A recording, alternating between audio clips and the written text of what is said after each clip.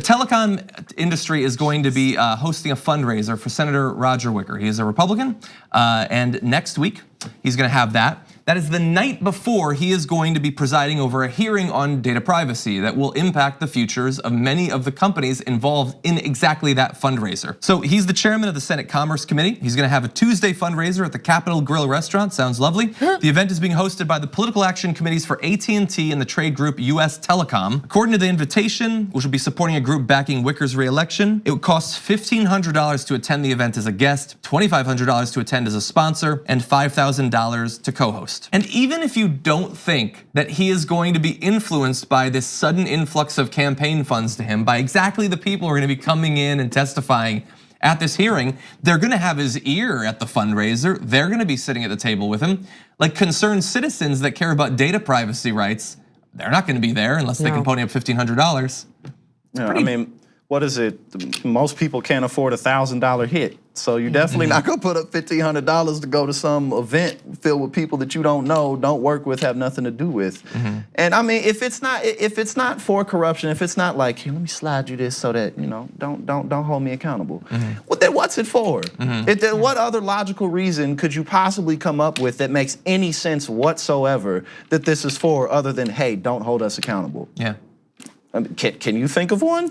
I mean, I like playing devil's advocate as much as the next guy, but it's exactly. It's just so brazen and in our face at this point. And that's not going anywhere, like how we talked about before. Yeah, and that's why I don't want to harp constantly on AOC's recent oversight committee hearing where she was describing what you were legally allowed to get away with. But the reason it was so powerful, the reason it went viral is because to an average person, none of this makes any sense whatsoever. That I can buy a ton of stock in AT&T.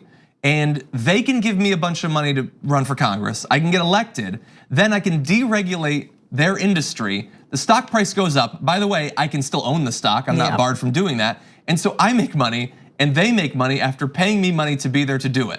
And there's no laws broken whatsoever. That doesn't make sense to anyone who is not being paid huge sums of money on one side of this equation or another. And I like it too, how we continue to push this narrative that people in other countries and governments in other countries are run on bribery and they do all this illicit stuff. But thank God we have the democracy we have in the United States and that everything is okay. And how ironic that only the super wealthy can even participate in that game.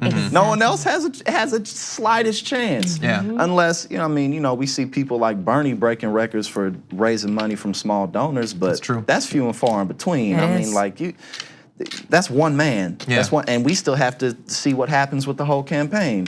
So, it's like you said, like if you got the money, you can rig the game. That's right. Yeah. And I feel like like you reference like political corruption of this sort, the sort of everyday political corruption that happens in other countries, like they should do it at the Capital Grille. That would be smarter because then it would seem legit.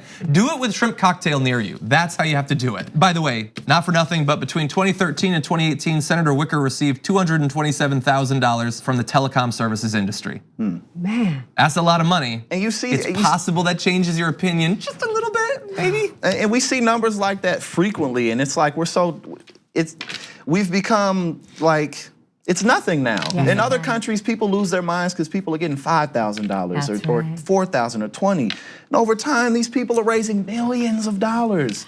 And it's like, who can compete with that? So it's just, well, I have yet to be out of the country, but people who leave the country, it's interesting when they talk about, only when you go to countries like Sweden or any of those Nordic countries, whatever it may be, and you really see like, yo, we should have a lot more access to things than we do.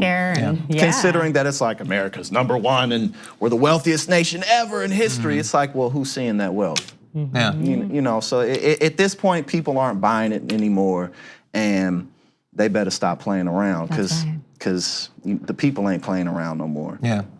We accepted that they would get an ever-increasing share of national wealth in exchange for reality TV and fast food, but only for so long. And now we want more. And now there's no more for them to take. Exactly. The TYT Plus app is now available on iOS and Android.